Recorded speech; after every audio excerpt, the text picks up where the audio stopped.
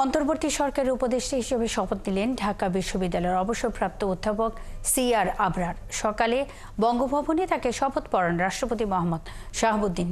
শিক্ষা উপদেষ্টার দায়িত্ব পালন করবেন অধ্যাপক সিআর আবরার। তিনি অধ্যাপক ওয়াহিদউদ্দিন মাহমুদের স্থলাভিষিক্ত হলেন। ওয়াহিদউদ্দিন মাহমুদ এখন শুধু পরিকল্পনা উপদেষ্টা হিসেবে দায়িত্ব পালন করবেন। অধ্যাপক সিআর আবরার ঢাকা বিশ্ববিদ্যালয়ের আন্তর্জাতিক সম্পর্ক বিভাগের অধ্যাপক হিসেবে অবসরে গেছেন। এছাড়াও তিনি আটকে পড়া পাকিস্তানি রোহিঙ্গা বিষয়ে ও মানবাধিকার বিষয় নিয়ে গবেষণা করেছেন দেশে বিদেশে। পাশাপাশি উন্নয়ন সহযোগীদের সাথেও কাজ করেছেন। সিআর আবরার অন্তর্বর্তী সরকারের 22তম উপদেষ্টা হলেন। এছাড়াও এই সরকারের উপদেষ্টা মর্যাদার 2 জন বিশেষ দূত আছেন। সেই সাথে প্রতিমন্ত্রী মর্যাদার 3 জন বিশেষ সহকারী আছেন উপদেষ্টা পরিষদে।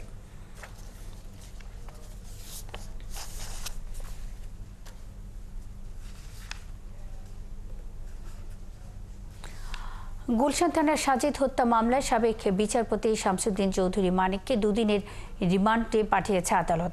এছাড়া যাত্রাবাড়ি, মিরপুর, লালবাগ ও খিলগাঁও থানার একাধিক মামলায় আনিসুল হক, শাহজাহান খান, আতিকুল ইসলাম, তাজুল ইসলাম, সোলেমান সেলিম, কামাল আহমেদ মজুমদার সহ 12 আসামিকে গ্রেপ্তার দেখিয়েছে আদালত। বুধবার সকালে তাদেরকে ঢাকার চিফ মেট্রোপলিটন ম্যাজিস্ট্রেট আদালতে হাজির করে গ্রেপ্তার দেখানোর আবেদন করেন মামলার তদন্তকারী কর্মকর্তারা। পরে রাষ্ট্র ও আসামি পক্ষের আইনজীবীদের যুক্তিতর্ক শুনে ও মামলার গুণাগুণ বিচার করেন মেট্রোপলিটন ম্যাজিস্ট্রেট মোহাম্মদ মনিরুল ইসলামের আদালত এসব আদেশ দেন।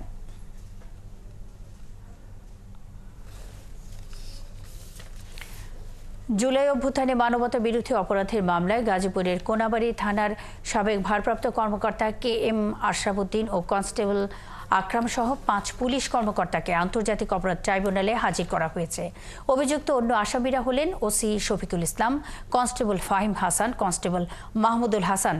গেল 5 আগস্ট গাজীপুরের কোনাবাড়ীতে গণ অভ্যুত্থানের সময় সংগঠিত কলেজ ছাত্র হৃদয় হত্যা মামলায় আজ তাদের শুনানি হবার কথা রয়েছে। সেদিন কোনাবাড়ী থানার পাশে হৃদয়কে কয়েকজন পুলিশ সদস্য টেনে হিঁচড়ে নিয়ে চড়থাপ্পড় ও ঘুষি মারে। এক পর্যায়ে কনস্টেবল আকরাম এসে হৃদয়ের পিঠে বন্দুক ঠেকিয়ে গুলি করে। এই ভিডিও সামাজিক যোগাযোগ মাধ্যমে ছড়িয়ে পড়ে।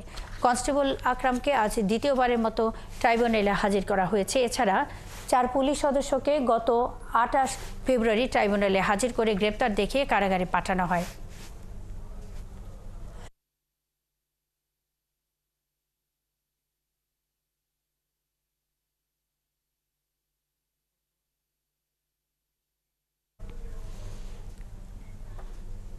দ্রুত ফাইনাল প্রফেশনাল পরীক্ষার দাবিতে বিক্ষোভ করছে ঢাকা বিশ্ববিদ্যালয় অধিভুক্ত সকল মেডিকেল কলেজের শিক্ষার্থীরা। বুধবার বেলা 12টার দিকে বাংলাদেশ মেডিকেল ও ডেন্টাল কাউন্সিলের সামনে এই বিক্ষোভ শুরু করেন তারা জানান, ইতিমধ্যে 2 বার তাদের পরীক্ষার রুটিন দিয়েও পরে পরীক্ষা পিছিয়ে দেওয়া হয়। এর ফলে তারা পড়াশোনার ব্যাঘাতের পাশাপাশি পিছিয়ে পড়ছেন অন্যান্য বিশ্ববিদ্যালয় অধিভুক্ত মেডিকেল কলেজের শিক্ষার্থীদের থেকে।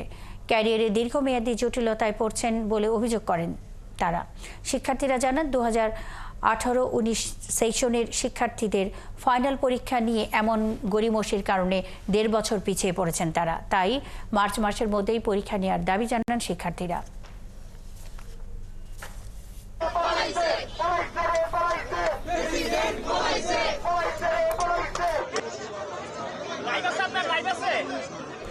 ঢাকা বিশ্ববিদ্যালয় কেন্দ্রিক সিন্ডিকেট তৈরি করে দেশের সব সেক্টরে ক্ষমতা কক্ষিগত করার অভিযোগ এনে রেল লাইন অবরোধ করে বিক্ষোভ করছেন রাজশাহী বিশ্ববিদ্যালয়ের শিক্ষার্থীরা। বুধবার বেলা 11টার দিকে বিশ্ববিদ্যালয়ের স্টেশন বাজারের রেল লাইন অবরোধ করে বিক্ষোভ করছেন আন্দোলনরত শিক্ষার্থীরা। ফলে রাজশাহীর সাথে সারা দেশের রেল যোগাযোগ বন্ধ রয়েছে।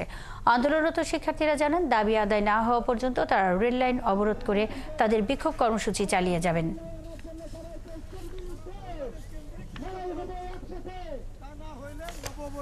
শুধুমাত্র একক আধিপত্য বিস্তার করে পুরো বাংলাদেশ গঠনের তারা পরিকল্পনা করছে। আমরা কিন্তু জুলাই বিপ্লবের পরে চেয়েছিলাম প্রান্তিক অঞ্চল থেকেও যদি একটা যোগ্য মানুষ থাকে, সেই মানুষটাকে উঠিয়ে এনে যেন তাকে সঠিকভাবে মূল্যায়ন করা হয়। আন্দোলন বা যে কোনো সংগ্রাম করে পুরো বাংলাদেশ, কিন্তু সেই রেজাল্ট বা ফল নেয় হচ্ছে শুধু ঢাবি। আমরা তাই এই ঢাবি সিন্ডিকেটকে ভেঙে দিতে আজকের কর্মসূচি পালন করতেছি। আবারও ভূমিকম্পে কেঁপে উঠল রাজধানী ঢাকা সহ দেশের বিভিন্ন এলাকা। বুধবার বেলা 11টা 39 মিনিটে এই ভূমিকম্প অনুভূত হয়। মার্কিন ভূতাত্ত্বিক জরিপ সংস্থা ইউএসজিএস জানিয়েছে মিয়ানমার ভারত সীমান্তের 294 কিলোমিটারের মধ্যে এর উৎপত্তি হয়। রিক্টার স্কেলে মাত্রা ছিল 5.6। এটি মাঝারি মাত্রার ভূমিকম্পে তাৎক্ষণিকভাবে কোনো ক্ষতির তথ্য পাওয়া যায়নি। এ নিয়ে গত 10 দিনে 4 বার দেশের বিভিন্ন স্থানে ভূমিকম্প অনুভূত হয়েছে।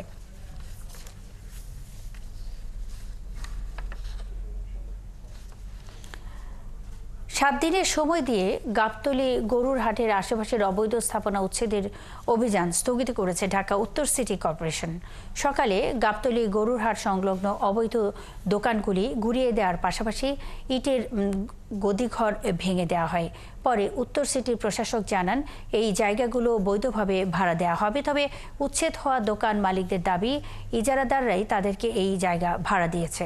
সুমন মাহমুদের প্রতিবেদন।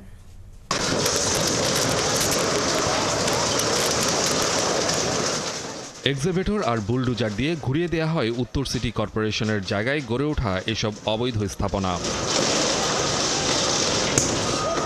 দীর্ঘদিন পর উচ্ছেদে এসে অভিযান স্থগিত করতে হয় উত্তর সিটি কর্পোরেশনকে। কারণ আগে উচ্ছেদ অভিযানের নোটিশ না দেয়ায় তোপের মুখে পড়তে হয় সিটি কর্পোরেশনের প্রশাসককে।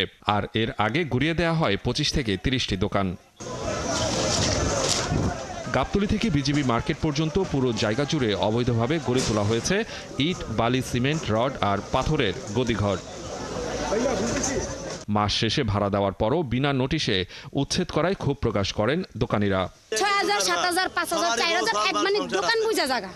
সবাই তো সংসার আছে, এই সামনে একটা ঈদ আইছে, 2টা ঘন্টা সময় দিত, হয়তো মাল সামানি সরাইয়ে তারা একটা 2 দিনের ভিতরে একটা দোকান আর একটা ঠিক করে নিত। ওনারা তো কাম করে বলে নাই, নোটিশ আগে দেয় নাই। আর এটা যে সময় যদি নোটিশ দিত তাহলে আমরা 2-1 দিন আগেই সরাই ফেলাইতাম। মালিকে নিতে আছে, আমরা তো কোনো অবৈধ না। কারেন্ট বিল, জায়গা বাড়া, মাটি বাড়া আমরা সবসময় আমরা দিতে আছি। আমরা তো কোনো অবৈধ না যে আমরা ভাঙা দিব। সিটি কর্পোরেশনের জায়গায় বৈধভাবে ব্যবসা করার জন্য 7 দিনের সময় দিয়েছে সিটি কর্পোরেশন। তবে নিয়ম অনুযায়ী রাজস্ব দিয়ে ব্যবসা করার কথা জানায় ডিএনসিসি। 7 দিনের ভিতরে তারা এই মালামালগুলো সরিয়ে নেবে এবং আমরা বৈধভাবে তাদেরকে বসার জন্য একটা জায়গা করে দেব। এইটা প্লট আকারে বিভক্ত করা হবে, প্রত্যেক প্লটকে আলাদাভাবে বরাদ্দ দেওয়া হবে। সেই বরাদ্দকৃত জায়গায় তারা ব্যবসা করবে। এই কারণে আজকে আমরা আজকের মতো এখানে অভিযান স্থগিত করেছি। উচ্ছেদ হওয়া জায়গা আর দখল হতে দেওয়া হবে না বলে জানান ডিএনসিসি প্রশাসক। বৈধতা দেওয়ার প্রথম নিয়ম হচ্ছে যারা অন্যায় করবে সে অন্যায়কে আমাকে প্রতিহত করতে হবে। তার পরবর্তীতে কিভাবে আমরা এটাকে লিগ্যাল জায়গায় যেতে পারি সেটা অবশ্যই সেই অ্যাভিনিউ খোলা আছে। আমাদের অফিস খোলা আছে, আমাদের সামনে একটি অফিস আছে, আমাদের নগর ভবন আছে, সেখানে তারা আসবেন, তাদের প্রতিনিধি আসবেন, অনেক লোক আসার দরকার নেই। তারপরে আমরা একটি অ্যামিকেবল সলিউশনের মধ্যে আমরা যাব। সিটি কর্পোরেশনের গাবতলী হাটের আশেপাশে 30 একর আর বেরিবাদ এলাকায় অন্তত 150 একর জায়গা এখনও অন্যের দখলে রয়েছে। সুমন মাহমুদ, 71, ঢাকা। শেখ হাসিনার রাজনৈতিক উপদেষ্টা এইচ.টি. ইমামের ছেলে ও সাবেক সংসদ সদস্য তানভীর ইমামের সাবেক শ্বশুরের বাসায় অবৈধ টাকা খোঁজার অজুহাতে প্রবেশ করে বাসাটি তছনছ করে লুটপাট চালিয়েছে একদল জনতা। বাসার গৃহকর্মীরা জানায়, তানভীরের সাথে 27 বছর আগে বিবাহ বিচ্ছেদ হয়েছে বাড়িটির মালিকের মেয়ের। এই ঘটনায় অভিযুক্ত কয়েকজনকে প্রথমে আটক রাখা হলেও পরে তাদের ছেড়ে দেওয়া হয়। তবে এ নিয়ে গণমাধ্যমে কোনো কথা বলেনি আইনশৃঙ্খলা রক্ষাকারী বাহিনী। ইশতিয়াক ইমনের রিপোর্ট। পতিত সাবেক প্রধানমন্ত্রী শেখ হাসিনার রাজনৈতিক উপদেষ্টা এইচ.টি. ইমামের ছেলে তানভীর ইমামের সাবেক শ্বশুরের বাসায় লুটপাট করেছে একদল জনতা। গুলশানের বাসায় বিপুল পরিমাণ অবৈধ টাকা উদ্ধারের অভিযোগ তুলে রাত 11টার দিকে গুলশান 2-এর 81 নম্বর সড়কের কনকট কটেজের দিকে মিছিল নিয়ে যায় বিক্ষুব্ধ জনতার নামে একদল মানুষ। মুহূর্তেই বাড়ির প্রধান ফটক ভেঙে প্রবেশ করেন তারা।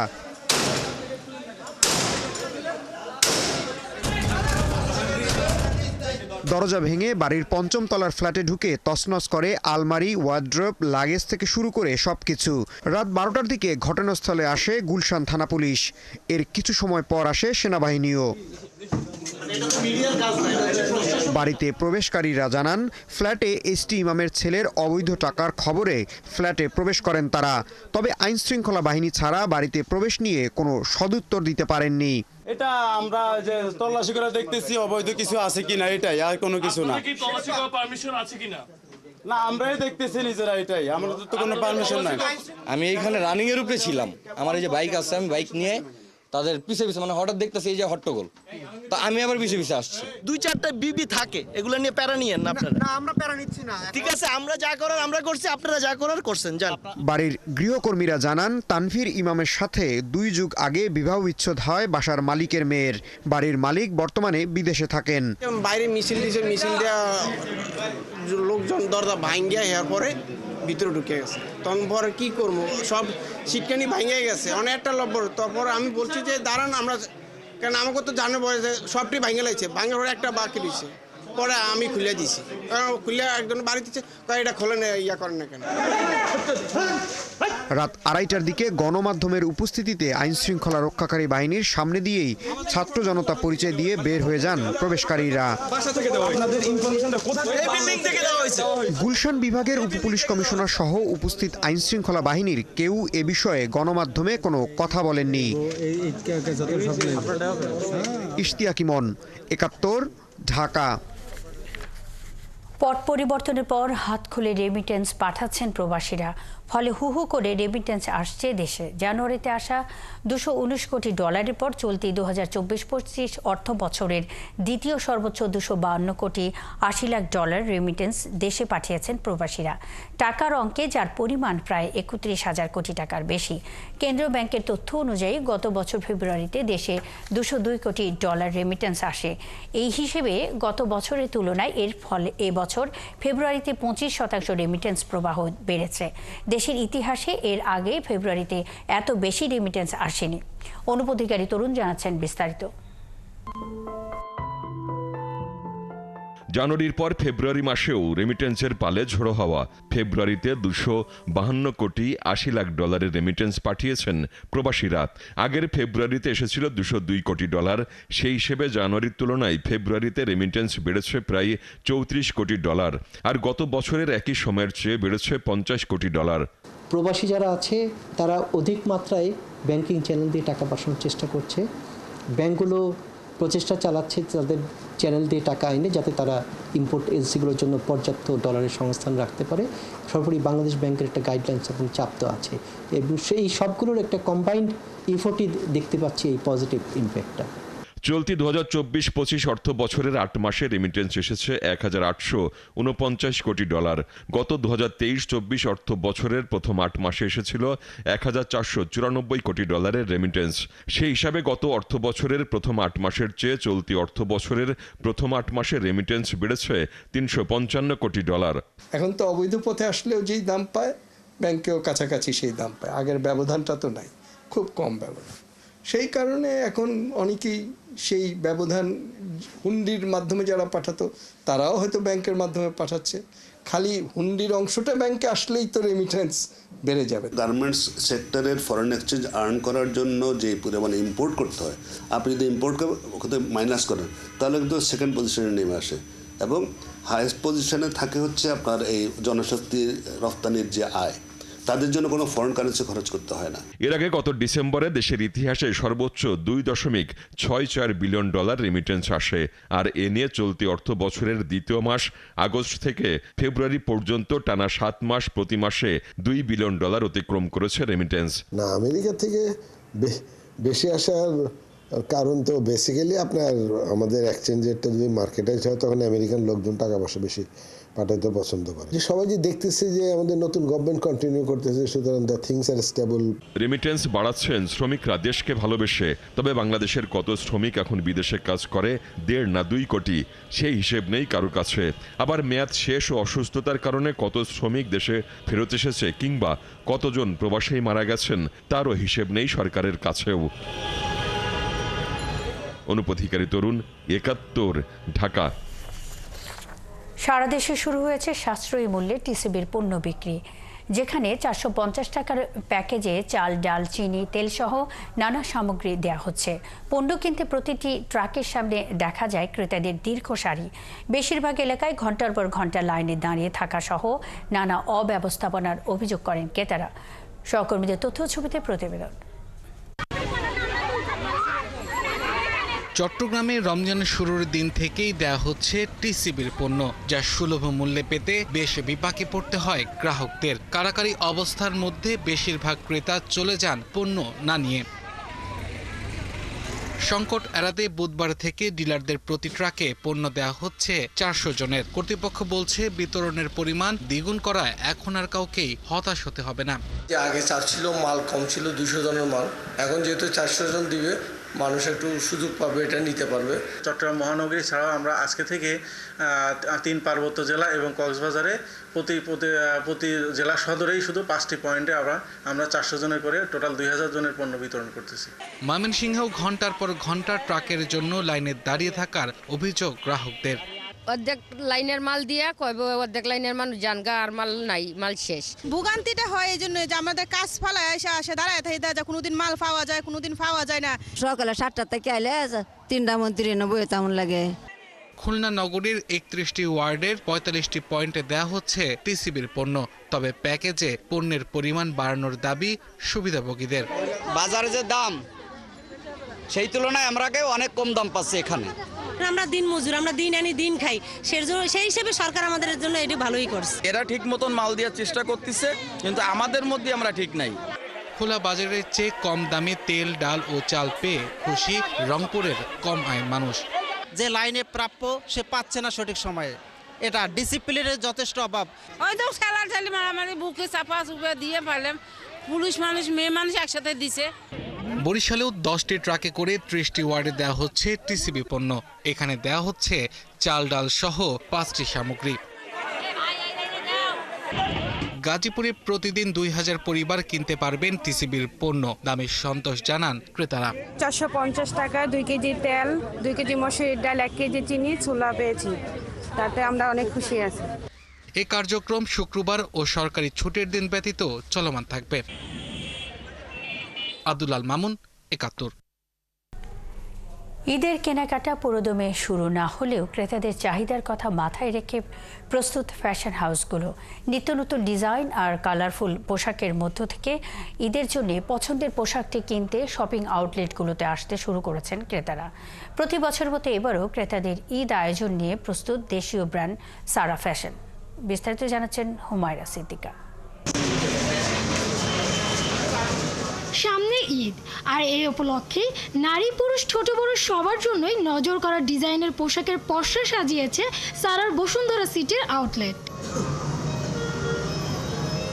ক্রেতাদের চাহিদার কথা মাথায় রেখে কালারফুল সব ধরনের পোশাক তৈরি করে থাকে ব্র্যান্ড সারা। এবারও তার ব্যতিক্রম নয়।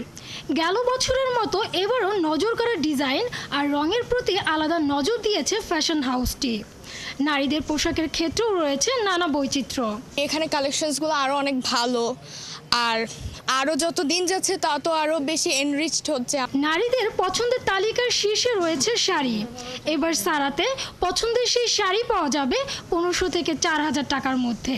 3 পিস পাওয়া যাবে 3500 থেকে 10,000 টাকার মধ্যে। এছাড়া নারীদের জন্য আরও রয়েছে কুর্তি, টপস সহ এক্সক্লুসিভ সব কালেকশন। প্রেফার করি কটন ফ্যাব্রিকগুলো, যাতে একটু গরমে পরে কমফোর্টেবল। তো সেই হিসাবে দেখছি সারাতে বেস্ট কোয়ালিটি ফ্যাব্রিকেই পোশাকগুলো তৈরি করেছে। ছেলেদের জন্য নতুন নতুন ডিজাইনের পাঞ্জাবি এনেছে সারা। হালকা রং থেকে শুরু করে রয়েছে কালারফুল পাঞ্জাবিও। সফট কটন, নিলেনের এমব্রয়ডারি করা সহ ভারী কাজের পাঞ্জাবি 1800 থেকে 4000-এর মধ্যে পাওয়া যাচ্ছে সারার বসুন্ধরা সিটির আউটলেটে। সারা চাচ্ছে কাস্টমারের রিজনেবল প্রাইসের ভিতরে, যে কাস্টমার পুরো ক্ষমতার মধ্যে থাকে ওই প্রাইসটাই সারা সবসময় দিয়ে যাচ্ছে। বড়দের পাশাপাশি ছোটদেরও বাহারি রং আর ডিজাইনের পাঞ্জাবিও জায়গা করে নিয়েছে এবারে সারার ঈদ আয়োজনে। আজকেও এসেছি আমি আমার বেবিদের জন্য জামা কাপড় কেনার জন্য, আর মোটামুটি রিজনেবল আছে বলেই আমরা এখানে আসি। চলতি বছর পরিবারের সবার জন্য ফ্যামিলি সেট এনেছে ফ্যাশন হাউসটি। বাবা মা, স্বামী স্ত্রী এবং পরিবারের শিশুদের জন্য ম্যাচিং করে ক্রেতারা এসব পোশাক কিনতে পারবেন প্রতিষ্ঠানটির আউটলেট থেকে। বাবা, মেয়ে, তারপরে ছেলে, সবার ফ্যামিলি সেট হবে। আগে সারায় দেখা যেত যে জেন্টস এবং বেবিসদের যেরকম কালেকশন থাকে, এবার লেডিস কালেকশনটা আরও অনেক বেশি কমপ্লিট মনে হচ্ছে। এছাড়া ঈদ শপিং এর পাশাপাশি ক্রেতাদের জন্য সারার পক্ষ থেকে রয়েছে বিশেষ কুপন। প্রথম পুরস্কার হিসেবে থাকতেছে রয়্যাল এনফিল্ড বাইক, দ্বিতীয় পুরস্কার হিসেবে থাকবে ডাবল ডোর ফ্রিজ এবং তৃতীয় পুরস্কার হিসেবে কুয়ালালামপুরের কাপল টিকিট থাকবে। হুমায়রা সিদ্দিকা, 71, ঢাকা।